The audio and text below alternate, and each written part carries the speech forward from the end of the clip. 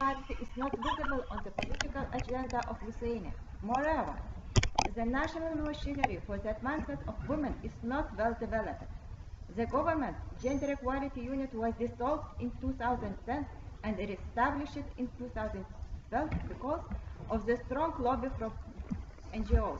But this tiny unit consists only 3 employees. Of them, 2 have temporary short-term contracts. There is a risk that this unit may be dissolved in the near future. The capacities of this unit to implement the national gender equality program is far from sufficient. The women's NGOs are also concerned about the future of national gender equality program. Current national program of gender equality ends this year, and it is not clear whether a new program will be prepared.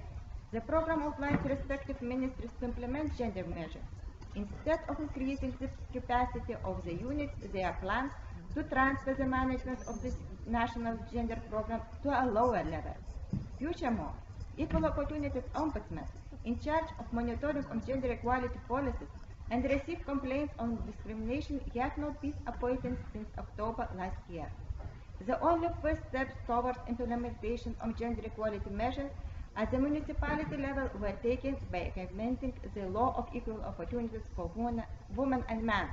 The law recommends for municipalities to incorporate the measures for gender equality in strategy plans of municipalities.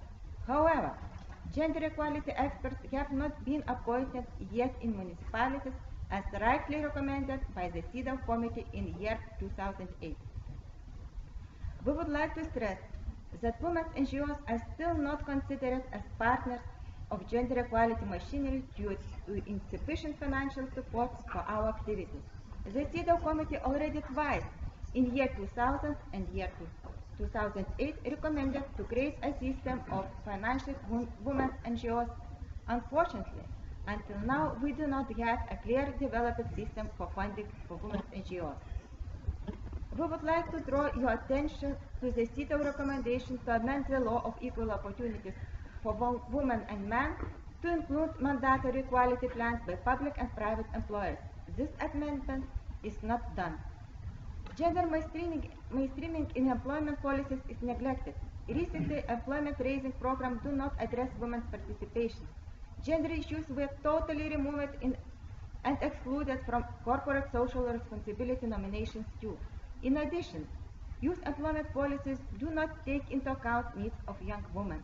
You will agree that gender-responsible labor policies are important to achieve de facto gender equality in the labor market, to decrease gender pay gap, to support the gender balanced leadership in businesses, to empower women to leadership positions and careers. The practice shows that there are not enough child care services, nor elder or disabled care support by the state. Moreover, such services are not flexible in terms of time and complexity, and in cases of urgency when the woman has to go to work and take care of a member of a family. It is a big gap between the demand and supply of such services. Therefore, such services are often provided by women desperate for jobs, and in most cases they are not contracts, making it illegal. Female nursemaids and caregivers do not possess any social or labor protection and are exploited. Currently, the legitimate basis that would allow establishing private kindergartens, hospitals, and care centers for elderly people is not sufficiently fixed. The creation of business incubators, which will help women to start their business in care services, could be possible solutions for solving these two connected problems. Insufficient services for reconciliation of work and family life, and illegal work of women providing these services.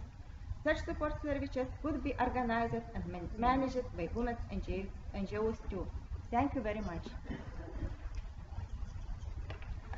Thank you. And now, Ms. Nadia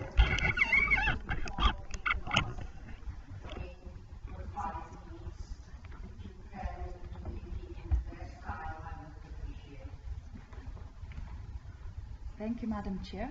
We represent Center for Equality Advancement, the NGO established in 2003, which aims at changing stereotypes in order to build a safer society. Lithuania has put efforts to implement the concluding observations of the CEDAW Committee. However, important concerns remain. In particular, we would like to highlight degendering policies, temporary special measures, violence against women, reproductive health issues, and awareness of the CEDAW. First, degendering policies. We consider it a dangerous trend that gender equality is seen as an issue from the past rather than pressing actuality. While the society grows more gendered, the laws and programs are developing to the opposite direction, and the gender dimension is often lost. For instance, the newly adopted National Program on Domestic Violence does not mention gender-based violence, does not foresee the need to address patriarchal stereotypes prevalent in the country, which often are the cause of such violence. Women's rights organizations fear that the draft action plan under this program undermines the role of the NGOs.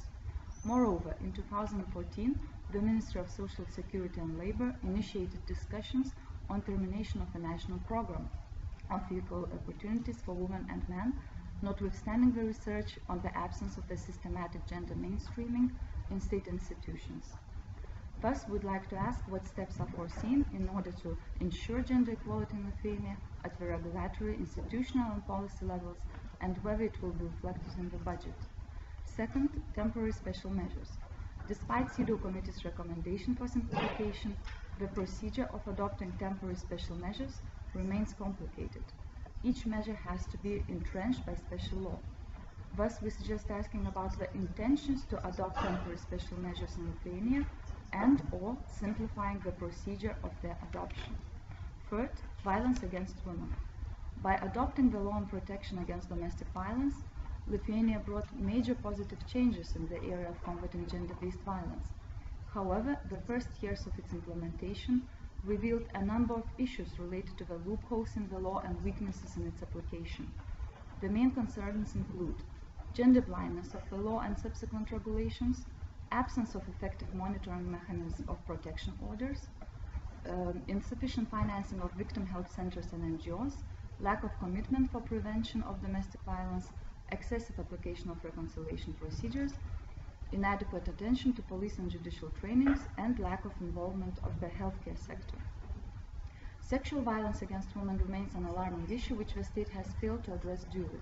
Lithuania has been identified as one of the 6 European countries with legislation far below the minimum standards as set forth in the Convention of Combating and Preventing Violence Against Women and Domestic Violence.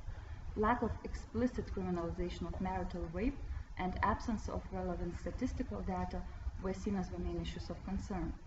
Thus, we would like to ask whether the state intends to introduce the concept of gender-based violence in the national legislation or subsequent regulations, and what are the steps foreseen for improving the prevention of and protection from gender-based violence. Fourth, reproductive health concerns. The state continues to consider legislative initiatives restricting access to safe and legal abortions. In 2014, a new draft law on restricting abortions has been debated in the parliament. Furthermore, no reproductive health legislation has been adopted to this date, although many drafts have been considered. The access to modern contraception in Lithuania is one of the lowest in Europe. Meanwhile, the guidelines for sexual education at schools ground sexuality on purity, focus on dangers of contraception, argue against abortions, and claim that homosexuality can be cured. Sexual education is largely limited to promotion of abstinence, which is left for girls to ensure before marriage. Thus, we would like to ask whether the state intends to adopt a law on reproductive health, and what are the steps envisaged for improving the access to contraception and non-biased sexual education. Fifth, awareness of the CEDAW.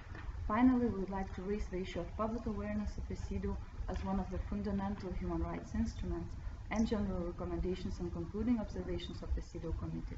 Unfortunately, it remains very low. There has been no national case law referring to the Convention and the general recommendations so far. We suggest inquiring on the possible reasons for the lack of the awareness of the CEDAW. Thank you, Madam Chair. And now